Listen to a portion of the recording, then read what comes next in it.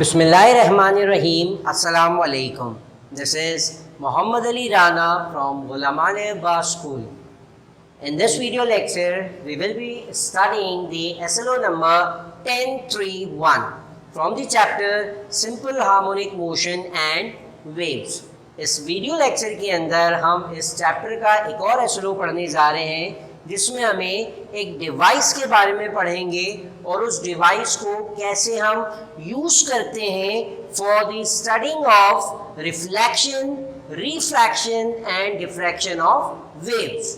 ये तीन जो है वो बेसिक वेव्स के फिनोमेना है। जब भी कोई वेव होती है तो उसके अंदर ये फिनोमेना ज़रूर एग्जिस्ट करते हैं और वो जो डिवाइस है जिसको हम पढ़ने जा रहे हैं वो कहलाती है रिपल टैंक। रिपल असल में जो है वो वेव को ही कहते हैं और मोर प्रिसाइजली रिपल हम उन वेव्स को कहते हैं जो कि वाटर के सरफेस पे फॉर्म हो रही हो। लाइक जैसे हमने प्रीवियस एसएलओस के अंदर देखा था कि हम वाटर वेव्स किस तरह से जनरेट करते हैं। तो वाटर के अंदर जो डिस्टर्बेंस करने से वेव्स जनरेट हो रही थी उनको हम रिपल्स भी कह सकते हैं। और रिपल्स हम किस में प्रोड्यूस करेंगे? एक टैंक के अंदर, और उस पूरी डिवाइस को हम कहते हैं ripple tank. It is a device that is used to produce water waves and study their characteristics. किसी भी वाटर वेव्स को प्रोड्यूस करके उसके कैरेक्टरिस्टिक्स को स्टडी करने में के लिए जो हम डिवाइस यूज करते हैं उस डिवाइस को हम क्या कहते हैं? It is ripple tank. तो सबसे पहले जो है वो हम रिपल टैंक की कंस्ट्रक्शन देखते हैं कि रिपल टैंक किस तरह से फॉर्म होता है। Like for example in a ripple tank we have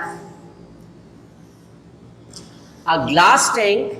हमारे पास इस तरह का एक ग्लास का टैंक है जो कि ग्राउंड से ऑलमोस्ट 1/2 मीटर अबव है। एक हमारे पास इस तरह का टेबल है या स्टैंड है जिसके ऊपर हमारे पास एक टैंक रखा हुआ है और इस टैंक की जो विड्थ है वो तकरीबन इतनी होती है। इतनी विड्थ है टैंक की और इस टैंक के अंदर हमने इस पूरे सरफेस तक जो है वो वाटर फिल कर दिया है। तो ये हमारे पास ट्रे टाइप की जो है वो ये डिश है और इसको ग्राउंड से हमने तकरीबन 1/2 मीटर ऊपर प्लेस किया है और इस पूरे टैंक के अंदर हमने क्या कर दिया? पानी भर दिया। फिर हमने इस रिपल टैंक के एक एंड पर एक वुडन प्लैंक रख दिया, एक लकड़ी का पीस रख दिया और इस तरह से प्लेस करना है कि लकड़ी का जो नीचे वाला ये हिस्सा है वो वाटर के सरफेस के साथ यूं टच करे। अब टच करने से क्या होगा? बिकॉज हमने यहां पर एक मोटर प्लेस कर दी।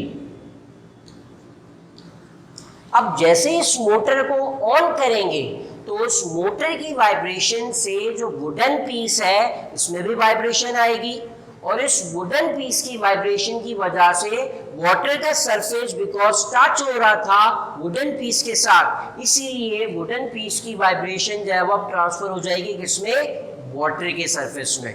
तो इस वाइब्रेशन की वजह से वाटर के अंदर भी जो है वो रिपल्स प्रोड्यूस होंगी या वेव्स प्रोड्यूस होंगी और वो वेव जो है वो ट्रैवल करेंगी अवे फ्रॉम दिस मोटर। तो ये हमारी कंस्ट्रक्शन थी और साथ साथ मैंने वर्किंग भी डिस्क्राइब कर दी कि किस तरह से इसमें हम वेव्स को जनरेट करते हैं। तो ये सारी बात हो गई कि वाटर के अंदर हमने जो है वो या इस रिपल टैंक के अंदर वाटर वेव्स को या वाटर रिपल्स को हमने जनरेट किया। अब इसको हम ऑब्जर्व कैसे करेंगे? उसके लिए जो है वो हमने इस टैंक के ऊपर यहाँ पर एक बल्ब प्लेस कर दिया। अब बल्ब को प्लेस करने से क्या होगा? बल्ब की जब लाइट इस ट्रांसपेरेंट ग्लास की ट्रे के ऊपर पड़ेगी तो उसकी वजह से यहाँ जो इस टेबल के नीचे वाला जो हिस्सा है यहाँ पर जो है वो शेडो फॉर्म होगा। इस तरह से जो है वो शेडो फॉर्म हो रहा होगा इन वेव्स का। जब ये वेव्स यहाँ से ट्रैवल करके जा रही हैं तो वेव्स के ट्रैवल करने की वजह से इस ट्रे के नीचे की तरफ जो है वो शेडो फॉर्म हो रहा होगा, और उस शेडो को ऑब्जर्व करके जो है वो हम इन वेव्स को स्टडी कर सकते हैं। तो अभी हमने जिस तरह से रिपल टैंक की कंस्ट्रक्शन और वर्किंग देखी, अब हम ये देखते हैं कि इन रिपल टैंक के अंदर ही रिपल टैंक की मदद से हम किस तरह से ये तीन प्रोसेसेस को ऑब्जर्व कर सकते हैं। One is reflection of wave, refraction of wave and diffraction of wave. तो सबसे पहले हम देखते हैं रिफ्लेक्शन ऑफ वेव को। जैसे कि आप सबने प्रीवियस क्लासेस के अंदर रिफ्लेक्शन का वर्ड सुना होगा। रिफ्लेक्शन जो है वो एक वेव के साथ एसोसिएटेड फिनोमिना है, जिसमें वेव ट्रैवल करते हुए किसी मीडियम की बाउंड्री से स्ट्राइक करती है और स्ट्राइक करने के बाद वापस बाउंस बैक हो जाती है इनटू द सेम मीडियम, वापस से उसी एंगल से बाउंस बैक हो जाती है। इस फिनोमिना को जो है वो हम रिफ्लेक्शन कहते हैं। तो यही फिनोमिना जो है वो हम एक रिपल टैंक के अंदर करके दिखाएंगे। फॉर एग्ज़ाम्पल मैंने जो अभी डायग्राम ड्रॉ की थी रिपल टैंक की, अगर मैं उसको इस तरह से ड्रॉ करूं, फॉर एग्ज़ाम्पल मेरे पास यहाँ रिपल टैंक प्लेस किया हुआ है, और अगर मैं इसको ऊपर से देखूं तो ऊपर से मुझे इस तरह से एक रेक्टेंगुलर बॉक्स की तरह नज़र आ रहा होगा। यहाँ मेरे पास मोटर प्लेस है, और यहाँ मोटर प्लेस होने की वजह से जो है वो यहाँ जो मैंने एक वुडन प्लैंक रखा था, यहाँ पर क्या हो रहा था, यहाँ से वेव जनरेट हो रही थी। तो ये हमारे पास जो है वो स्ट्रेट वेव ट्रैवल होकर हमारे पास आ रही है। अगर इसी रिपल टैंक को मैं साइड व्यू से देखता हूँ तो ये मेरे पास एक साइड व्यू आ गया, जो मेरे पास एक ट्रे की तरह का जो है वो टैंक था, जिसको मैंने इस तरह पूरा वाटर से फिल कर दिया। ठीक है, अब इसके अंदर हमें रिफ्लेक्शन का फिनोमेना ऑब्जर्व करना है। तो मैंने क्या किया, एक और वुडन का पीस लिया, और उस वुडन के पीस को मैंने इस रिपल टैंक, ये दोनों जो टैंक है वो सेम ही है, सिर्फ फ़र्क क्या है कि टैंक को अगर मैं ऊपर से देख रहा हूँ तो मुझे ऐसा दिखेगा, अगर मैं टैंक को साइड से देख रहा हूँ तो मुझे टैंक जो है वो इस तरह से नज़र आएगा। तो मैंने अब क्या करना है, अब इस टैंक के अंदर एक ऑब्जेक्ट को प्लेस कर देना है। लेट सपोज मैंने एक वुडन का पीस लिया और उस वुडन के पीस को इस टैंक के अंदर कंप्लीटली डिप कर दिया। डिप कैसे किया, फॉर एग्जांपल इस तरह से मैंने इसको इसको ऑब्स्टेकल कहते हैं हम इस टॉपिक के अंदर। तो इस ऑब्स्टेकल को या इस वुडन पीस को मैंने वाटर के अंदर कंप्लीटली डिप कर दिया। अब कंप्लीटली डिप कैसे किया है कि इसका कुछ पोर्शन जो है वो वाटर के सरफेस से बाहर आ रहा है। तो इस तरह से मैंने जो है वो एक ऑब्स्टेकल को प्लेस कर दिया। अच्छा, दूसरी बात ये कि फॉर एग्जांपल ये ऑब्स्टेकल है, यहाँ से वेव आ रही है, तो वेव की पाथ में या वेव के रास्ते में ऑब्स्टेकल को हमें यूँ नहीं प्लेस करना। ऑब्स्टेकल को जो है हम थोड़ा सा यूँ टिल्टेड प्लेस करेंगे। अब टिल्टेड प्लेस करने से क्या होगा वो हम देखते हैं। फॉर एग्जांपल ये मेरा ऑब्स्टेकल है, इस ऑब्स्टेकल को मैंने वाटर के सरफेस के अंदर इस तरह से प्लेस कर दिया। अब जैसे ही वाटर वेव इसके ऊपर स्ट्राइक करेंगी, अब बिकॉज ये कंप्लीटली डिप नहीं था, उसको हमने थोड़ा सा सरफेस से बाहर की तरफ रखा हुआ है। तो जैसे ही ये वो वाटर वेव्स इन ऑब्स्टेकल को टकराएंगी, तो टकराने से क्या होगा, ये इसको टकराने के बाद बाउंस बैक हो जाएंगी। सिमिलरली ये वेव भी जब आके टकराएगी तो टकराने के बाद बाउंस बैक हो जाएगी। तो इस तरह हर वेव जो इस ऑब्स्टेकल को आके टकराएगी, वो जिस एंगल से आके स्ट्राइक कर रही थी उस एंगल से जो है वापस बाउंस बैक हो जाएगी। इस बाउंस बैक होने के फिनोमेना को हम क्या कहते हैं, this is known as reflection of wave. क्या कहलाता है ये, This is known as reflection of wave. Bouncing back of wave from one medium into another medium is called reflection. एक और बात हम याद रखें कि जो कैरेक्टरिस्टिक्स होते हैं wave, velocity of the wave, length of the wave and frequency, इन तीनों कैरेक्टरिस्टिक्स के अंदर कोई भी कैरेक्टरिस्टिक्स वेव का चेंज नहीं होता। जो वेलोसिटी, वेवलेंथ और फ्रीक्वेंसी इंसिडेंट वेव्स की होती हैं वही वेव्स लेंथ, वेलोसिटी और फ्रीक्वेंसी जो है वो रिफ्लेक्टेड वेव्स की भी होंगी। ये तमाम जो है वो इंसिडेंट वेव्स कहलाती हैं और बाउंस बैक होने के बाद जो वेव्स फॉर्म होती हैं उसको हम रिफ्लेक्टेड वेव्स कहते हैं। तो जिस तरह से अभी हमने रिफ्लेक्शन वाला फिनोमेना एक्सप्लेन किया इन अ रिपल टैंक, तो अब हम चलते हैं अपने सेकंड फिनोमेना की तरफ, that is refraction of wave. तो यहाँ पर भी हमें जिस तरह हमने रिफ्लेक्शन ऑफ वेव के अंदर एक ऑब्स्टेकल को प्लेस किया, इसी तरह से रिफ्रैक्शन ऑफ वेव को ऑब्जर्व करने के लिए भी हम एक ऑब्स्टेकल को प्लेस करेंगे। बट ऑब्स्टेकल को प्लेस करने का जो हमारा तरीका है वो थोड़ा डिफरेंट होगा। फॉर एग्ज़ाम्पल मैं यहाँ पर भी जो है वो दो डायग्राम बना रहा हूँ। एक वो डायग्राम है जिसमें हम रिपल टैंक को ऊपर से देख रहे हैं, अबव द रिपल टैंक हम उसको ऑब्जर्व कर रहे हैं, और एक मैंने साइड व्यू बनाया है कि अगर हम साइड से रिपल टैंक को देखेंगे तो वो कुछ इस तरह से नज़र आ रहा होगा। अभी जब हमने रिफ्लेक्शन किया तो हमने ऑब्स्टेकल को इस तरह से प्लेस किया था कि ऑब्स्टेकल कंप्लीटली डिप हो जाए वाटर के अंदर और उसका कुछ हिस्सा जो है वो सरफेस से बाहर भी आ रहा हो। अब हमें ऑब्स्टेकल को, सेम ऑब्स्टेकल है, एक वुडन पीस है, अब हमने उसको कैसे प्लेस कर दिया, वाटर के अंदर हमने जो है वो उसको इस तरह से प्लेस कर दिया। प्लेस करने से क्या हुआ, गौर से देखें। फॉर एग्जाम्पल यहाँ से वेव्स आ रही थी,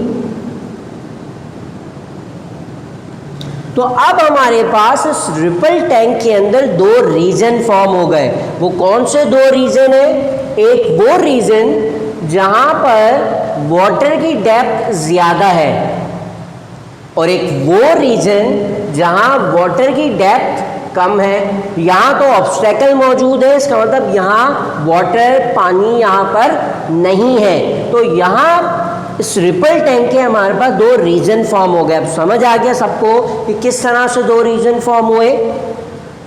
एक इस तरह से कि जहाँ वाटर की डेप्थ ज़्यादा है और एक वो रीजन जहाँ पर वाटर की जो डेप्थ है वो कम है। तो इस तरह से हमारे पास दो जो रीजन है, एक हो गया डीप रीजन और एक हो गया शैलो रीजन। डीप का मतलब इस रीजन को हम कह रहे हैं डीप, और शैलो रीजन मीन्स इस रीजन को हम शैलो कह रहे हैं। शैलो का मतलब होता है जहाँ पानी की जो डेप्थ है, गहराई है, वो कम हो, उस रीजन को हम शैलो रीजन कहते हैं। अच्छा, तो अब अगर हम देखें तो वाटर वेव जो है वो ट्रैवल कर रही हैं। जब ट्रैवल करेंगी इस रिपल टैंक के अंदर तो दो चीज़ें होंगी कि यहाँ वाटर वेव्स पहले डीप रीजन से शैलो रीजन में ट्रांसफ़र होंगी, देन फिर जब वाटर वेव्स यहाँ से ट्रैवल कर रही होंगी तो अब वो शैलो रीजन से डीप रीजन के अंदर ट्रांसफ़र हो रही है। तो जब भी वाटर वेव्स ट्रैवल करने के दौरान वाटर की डेप्थ में चेंज आ रहा हो तो एक फिनोमिना होता है जिसको हम रिफ्रैक्शन कहते हैं। तो इन वेव्स के साथ रिफ्रैक्शन होगी। पहले अगर जो जिस तरह से, अगर फॉर एग्जाम्पल बिल्कुल स्ट्रेट है रिपल टैंक, लेट सपोज इस तरह से, और यहाँ से वाटर वेव जनरेट होके जा रही है, तो ये वेव जो है वो बिल्कुल सीधी स्ट्रेट लाइन में ट्रैवल करती है वेव हमेशा। तो यहाँ वेव की डायरेक्शन पर कोई फ़र्क नहीं पड़ेगा, बिकॉज पूरे टैंक के अंदर जो डेप्थ है वो सेम है। यहाँ अगर हम देखें तो डेप्थ सेम नहीं है, इसीलिए वाटर की जो डायरेक्शन है, वाटर वेव्स की जो डायरेक्शन है उस पर फ़र्क पड़ेगा। जब वेव्स यहाँ डीप रीजन से, this is deep and this is shallow and this is again deep, तो जब वाटर वेव डीप रीजन से शैलो रीजन की तरफ मूव कर रही होंगी तो वाटर वेव्स की जो डायरेक्शन है वो चेंज हो जाएगी, वाटर वेव जो है वो बेंड हो जाएंगी। This bending of waves is called refraction. Refraction. तो इस बेंडिंग ऑफ वेव को हम क्या कहते हैं? This is known as refraction. जब रिफ्रैक्शन हो रही हो तो वाटर की जो वेव्स हैं उनके कैरेक्टरिस्टिक्स पे क्या फ़र्क पड़ता है वो भी हम जो है वो साथ साथ देखते चलते हैं। तो सबसे पहले जो है वो वाटर वेव्स डीप रीजन से शैलो रीजन की तरफ मूव कर रही होगी। जब वाटर वेव्स डीप रीजन से शैलो रीजन की तरफ जा रही हो तो ये बात याद रखेंगे कि बेंडिंग ज़रूर होगी, बिकॉज डेप्थ सेम नहीं है। जब यहाँ ट्रैवल कर रही थी वेव तो वेव स्ट्रेट लाइन में ट्रैवल करेगी, यहाँ स्ट्रेट लाइन में ट्रैवल नहीं कर सकती। क्यों नहीं कर सकती? बिकॉज यहाँ जो वाटर की जो ट्रैवल करने के दौरान जो डेप्थ है वो सेम नहीं है। तो जब डीप रीजन से शैलो रीजन की तरफ मूव हो जाएगी, मूव हो रही होगी वेव, तो it will bend towards the normal. Wave किस तरह से बेंड हो जाएगी? टुवर्ड्स दी नॉर्मल बेंड हो जाएगी। टुवर्ड्स दी नॉर्मल बेंड होने का क्या मतलब है वो हम आगे किसी टॉपिक के अंदर सीखेंगे। साथ साथ कुछ कैरेक्टरिस्टिक्स जो कि हमने कहा था कि velocity, frequency and wavelength, in characteristics पर क्या फ़र्क पड़ता है वो भी देख लेते हैं। कि अगर फ्रीक्वेंसी को देखें तो इस प्रोसेस के दौरान जो फ्रीक्वेंसी है वेव की वो सेम रहती है। कि वेव जब बेंड भी हो जाएगी, वेव की डायरेक्शन भी चेंज हो जाएगी, तब भी जो है वो फ्रीक्वेंसी के ऊपर कोई फ़र्क नहीं पड़ेगा। इसी तरह से अगर हम बाकी कैरेक्टरिस्टिक्स को देखें तो जो वेलोसिटी है वो डिक्रीज हो जाती है और जो वेवलेंथ है वो भी साथ साथ डिक्रीज हो जाती है, बिकॉज वेलोसिटी और वेवलेंथ जो है वो डायरेक्टली प्रोपोर्शनल है। तो इसका मतलब है कि जब वेव डीप रीजन से शैलो रीजन की तरफ ट्रैवल कर रही होगी तो वेव स्लो डाउन हो जाएगी, फ्रीक्वेंसी सेम रहेगी, वेवलेंथ डिक्रीज हो जाएगी और वो वेव जो है वो ट्रैवल करने के दौरान स्ट्रेट ट्रैवल नहीं करेगी बल्कि बेंड हो जाएगी टुवर्ड्स दी नॉर्मल। अच्छा, अब हम देख लेते हैं कि अगर वेव इस शैलो रीजन से डीप रीजन की तरफ जा रही हो तो क्या होगा।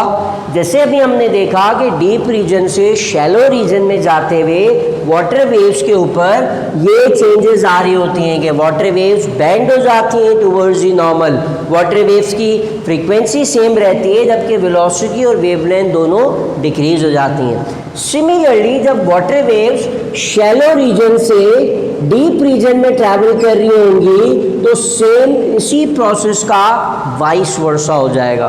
फॉर एग्जाम्पल अगर वेव्स शैलो रीजन से डीप रीजन के अंदर ट्रैवल कर रही हो तो हमें ये तो पता है कि वेव स्ट्रेट लाइन के अंदर ट्रैवल नहीं करेगी बिकॉज डेप्थ चेंज हो रही है। यहाँ डेप्थ कम है, यहाँ पर डेप्थ ज़्यादा है, तो बेंडिंग तो ज़रूर होगी बट टुवर्ड्स दी नॉर्मल नहीं होती बल्कि away from the normal. Normal से हमेशा अवे बेंड हो जाएगी वाटर वेव। इसी तरह से बाकी कैरेक्टरिस्टिक्स को देखें, frequency and velocity and wavelength. तो फ्रीक्वेंसी तो जो है वो सेम रहती है वेव्स की, जबकि वेलोसिटी और वेवलेंथ दोनों इंक्रीज हो जाते हैं। वेलोसिटी भी इंक्रीज हो जाएगी और साथ साथ वेवलेंथ भी इंक्रीज हो जाती है। तो ये था हमारा प्रोसेस रिफ्रैक्शन ऑफ वेव का। रिफ्रैक्शन को हम कैसे डिफाइन करते हैं? तो रिफ्रैक्शन के लिए हम ये वर्ड याद रखेंगे कि refraction means bending of wave. जब भी वाटर वेव बेंड हो जाए, अब बेंड क्यों होती है? Due to the change in depth of the water wave. जब वाटर की वेव्स में की डेप्थ के अंदर चेंज आ जाता है तो वाटर वेव स्ट्रेट लाइन के अंदर ट्रैवल नहीं करती बल्कि वो बेंड हो जाती हैं। And this bending of wave is known as refraction. तो चलिए अब हम चलते हैं अपने लास्ट प्रोसेस की तरफ जिसको डिफ्रैक्शन ऑफ वेव कहते हैं। जिस तरह हमने रिफ्लेक्शन के लिए कहा कि रिफ्लेक्शन का मतलब होता है बाउंस बैक, इसी तरह से हमने रिफ्रैक्शन के लिए कहा कि रिफ्रैक्शन का मतलब होता है बेंडिंग ऑफ वेव। तो इसी तरह से हम लास्ट प्रोसेस की तरफ चलते हैं, that is known as diffraction of wave. तो लेट सपोज मेरे पास ये एक रिपल टैंक मौजूद है। इस रिपल टैंक का मैंने एरियल व्यू जो है वो यहाँ पे दिखाया हुआ है। अब इसमें भी हमें उसी तरह से ऑब्स्टेकल को प्लेस करना है जैसे हमने रिफ्लेक्शन में और रिफ्रैक्शन के अंदर प्लेस किया था। तो मैं दोबारा से रिकॉल कर दूं कि जिस तरह हमने साइड व्यू इस तरह से डायग्राम बनाई थी, ये वाटर सरफेस है, वाटर भरा हुआ है यहाँ फुल यहाँ तक। इस तरह से मैंने प्लेस किया था obstacle for reflection of wave, और इस तरह से ऑब्स्टेकल मैंने प्लेस किया था फॉर रिफ्रैक्शन ऑफ वेव। तो जब हम डिफ्रैक्शन को परफॉर्म कर रहे हो या ऑब्जर्व कर रहे हो तो हमें यहाँ पर भी ऑब्स्टेकल प्लेस करना है, बट अब हमारे पास जो है वो दो ऑब्स्टेकल्स मौजूद होंगे, और उन दो ऑब्स्टेकल्स को कैसे प्लेस करना है, उन दोनों ऑब्स्टेकल को इस तरह से प्लेस करना है कि वाटर वेव्स के वाटर रिपल टैंक के अंदर हमें एक ऑब्स्टेकल यूँ स्टैंड किया, दूसरा ऑब्स्टेकल यूँ स्टैंड किया, और इन दोनों के बीच में जो स्पेस है यहाँ से वाटर वेव्स पास होंगी, और पास होने के बाद क्या होगा वो भी हम यहाँ पर देखते हैं। तो फॉर एग्जांपल यहाँ से वाटर वेव्स जनरेट होकर आ रही है। यहाँ हमारे पास जो है वो मोटर मौजूद थी, वाइब्रेटर या मोटर मौजूद थी जिससे वाटर वेव जनरेट हो रही हैं। तो मैंने जो है वो दो ऑब्स्टेकल्स को इस तरह से प्लेस कर दिया कि इन दोनों ऑब्स्टेकल्स के दरमियान एक फाइन सा होल है। इस तरह से मैंने ऑब्स्टेकल को प्लेस किया कि वाटर वेव जब यहाँ टकराएंगी तो कुछ भी नहीं होगा, बाउंस बैक होके वापस चली जाएगी। जब वाटर वेव्स यहाँ टकराएंगी तो यहाँ टकराने वाली वाटर वेव भी बाउंस बैक हो जाएंगी। जिस फिनोमेना की हम बात कर रहे हैं ये सिर्फ कब होगा, जब वाटर वेव्स इन ऑब्स्टेकल की एजेस से टकराएंगी। लाइक फॉर एग्जाम्पल यहाँ इस तरफ भी आने वाली वाटर वेव जो है वो इस ऑब्स्टेकल से टकरा के वापस बाउंस बैक हो जाएंगी, जिसकी हम बात फिलहाल नहीं कर रहे हैं यहाँ पर। इसी तरह से ये वेव भी इस ऑब्स्टेकल से टकरा के वापस बाउंस बैक हो जाएगी। वो वेव जो कि ट्रैवल होके आ रही है और आके स्ट्राइक करती है कहाँ पर, इन दोनों ऑब्स्टेकल के जो एजेस हैं, जो बाउंड्रीज है, जब यहाँ पे स्ट्राइक करेंगी वेव्स तो किसी भी शार्प एजेस से जब वेव्स स्ट्राइक करती हैं तो स्ट्राइक करने के बाद वो स्प्रेड हो जाती हैं, और this spreading of water waves is called diffraction. तो डिफ्रैक्शन का मतलब क्या है, स्प्रेडिंग ऑफ वेव।